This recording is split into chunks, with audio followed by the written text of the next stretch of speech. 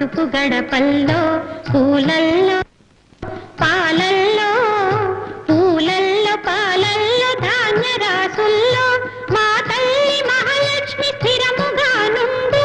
మా తల్లి మహాలక్ష్మి స్థిరముగా నుండు